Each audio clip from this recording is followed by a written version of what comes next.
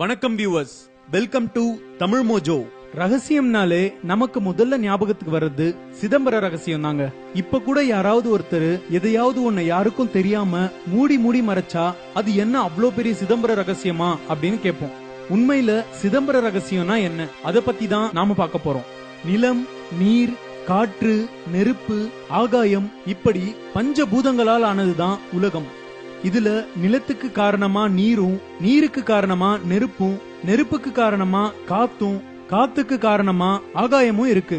ஆக எல்லாத்தோட ஆதி காரணமா ஆகாயம் இருக்கு. சரி, இந்த ஆகாயத்தோட காரணம் என்ன? அதுதான் சிதம்பர ரகசியம். சுவிட்சர்லாந்துல இருக்க ஐரோப்பிய ஆராய்ச்சி நிறுவனமான SCRN தான் உலகிலேயே மிகப்பெரிய பிசிக்ஸ் லேபுங்க. இது தன்னோட என்ட்ரன்ஸ்ல சிதம்பர நடராஜர் சிலைய கொண்டிருக்கு. பெரும்பாலான கிறிஸ்தவர்கள் வாழ்ற சுவிட்சர்லாந்துல ஏன் ஒரு இந்து கடவுளோட சிலைய வச்சிருக்கணும்? அதுதான் சிதம்பர ரகசியம்.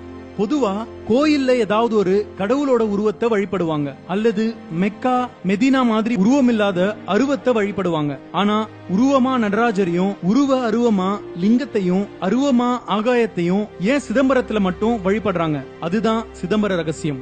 சிதம்பரம் நடராஜர் கோயிலுக்கு மேல இயங்குற எந்த ஒரு செயற்கைக்கோளும் செயலிழந்து போகுதாம். ஏன்னு தெரியுமா? அதுதான் சிதம்பர ரகசியம். என்னடா கேள்வியா கேக்குறீங்களே, பதில எப்ப சொல்வீங்கன்னு எதிர்பார்க்கறீங்களா? ஏன், எதுக்கு, எப்படின்னு கேள்விகளை கேட்கத்தான் தெரிஞ்சுக்கணும்ன்ற ஆர்வம் அதிகமாகும். உண்மைகளை ஆராய தோணும். சரிங்க, நம்ம சப்ஜெக்டுக்கு வருவோம். சிதம்பர ரகசியம்னா என்ன? சிதம்பரம் நடராஜர் சிலை, கோவில் அமைந்த விதம், அப்புறம் அங்க நடக்கிற வழிபாடு, இந்த மூணும் தான் சிதம்பர ரகசியமா காலங்காலமா போற்றப்படுது. உலக காந்த ஈர்ப்பு விசையினோட மையத்துல தான் இந்த சிதம்பரம் நடராஜர் கோயில் அமைந்திருக்கிறதாம். அதனால தான் இந்த கோயிலுக்கு மேல பறக்கிற எந்த ஒரு சேட்டலைட்டும் செயலிழந்து போகுதாம். அது மட்டும் இல்லாம சைவ சமய அன்பர்களான பஞ்சபூத சிவஸ்தலங்கள்னு போற்றப்படுற காயஹஸ்தி, காஞ்சிபுரம், திருவானைக்கால், திருவண்ணாமலை, சிதம்பரம், இப்படி 5ம் புவியியல் நிலையில ஒரே நேர்கோட்ல கட்டுப்பட்டு இருக்குங்க.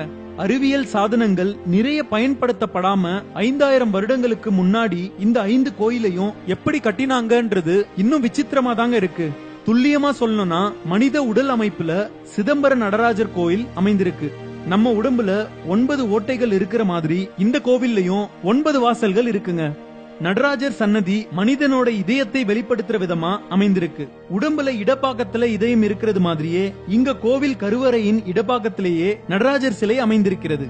அது மட்டும் இல்லாம நடராஜர் இருக்கிற கருவறைக்கு மேல கிட்டத்தட்ட 21,600 தங்க ஓடுகள் இருக்கின்றன. 65,000 தங்க ஆணிகளால பதிக்கப்பட்டிருக்குங்க.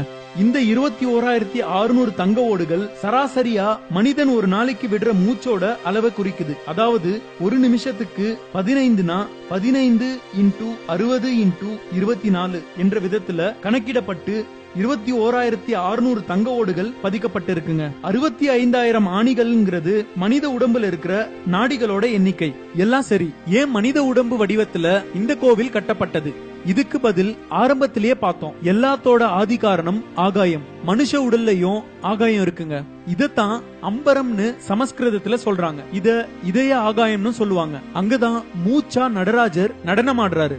இதத்தான் ஆனந்த தாண்டவம்னு சொல்றாங்க. அதுவே கோபம் வரும்போது மூச்ச கவனிங்க, வேகமா வெளியே போகும். அப்போ ருத்ர தாண்டவமாம். ஆக அண்டத்துல இருக்கிறது தான் பிண்டத்துல இருக்கும். இத சொல்லாம சொல்றதுதான் நடராஜர் சிலை. அது மட்டும் இல்லாம பிரபஞ்சத்தோட வடிவமா நடராஜர் சிலை இருக்குங்க. அவரோட வலது கையில இருந்து இடது கால் வரை இருக்கிற அமைப்பு மில்கி வேன்னு சொல்ற பால்வழி மண்டலத்தை ஒத்தி இருக்கு. நடராஜரோட இதயம் அமைந்திருக்கிற இடத்துல நம்ம வாழ்ற சூரிய குடும்பமான சோலார் சிஸ்டம் அமைந்திருக்கு. அவரோட இடுப்பை சுத்தி எப்பவும் ஓடிட்டு இருக்கிற பாம்பு நிக்காம ஓடுற காலத்தை குறிக்குது. எல்லாத்துக்கும் மேல அவரை சுத்தி இருக்கிற வட்டம் பிரபஞ்சம் மாதிரியே கச்சிதமா அமைந்திருக்கிறது. அதனால தான் சுவிட்சர்லாந்தின் ஐரோப்பிய அணு ஆராய்ச்சி மையத்துல பிரபஞ்சத்தோட குறியீட்டாக நடராஜர் சிலை வைக்கப்பட்டிருக்கு. எல்லாம் ஒடுங்குற ஆகாயத்தை இந்த கோயில்ல நடராஜரா வழிபடுறாங்க. நடராஜருக்கு அபிஷேக ஆராதனைகள் நடக்கிறது மாதிரியே தங்கத்தாலான பில்வ இலைகளை செஞ்சு அதை வெறும் ஆகாயத்துக்கு அணிவிச்சு மூலவருக்கு பக்கத்துல வச்சிருக்காங்க. மூலவருக்கு அபிஷேக ஆராதனைகள் நடக்கும்போது அதை இந்த ஆகாயத்துக்கும் காண்பிக்கிறாங்க. 6 கால பூஜைகளின் போது மட்டுமே இந்த தங்க வில்வத்தினால் ஆராதிக்கப்படும் ஆகாயத்தை நாம பார்க்க முடியும். ஒட்டு மொத்தத்துல சிதம்பர நடராஜர் கோயில் அப்படிங்கிறது சிவஸ்தலம் மட்டும் இல்ல, அது பழங்கால விண்வெளி ஆராய்ச்சி கூடமா உலகத்தோட தோற்றத்தை சொல்லி உலகத்துக்கும் தனிப்பட்ட மனித உடலுக்கும் உள்ள ஒற்றுமையை விலக்கி அறிவியலோட எல்லை ஆன்மீகம்னு இன்னும் பல கோடி வருடங்களுக்கு பல பேரோட புருவத்தை உயர்த்த போகுதுங்க. இந்த வீடியோ உங்களுக்கு பிடிச்சிருந்தா லைக் பண்ணுங்க, ஷேர் பண்ணுங்க, உங்களோட சஜஷன்ஸை கமெண்ட் பண்ணுங்க. மேலும் இது மாதிரி பல சுவாரஸ்யமான தகவல்களை தெரிந்து கொள்ள தமிழ் மோஜோ சேனலை சப்ஸ்கிரைப் பண்ணுங்க.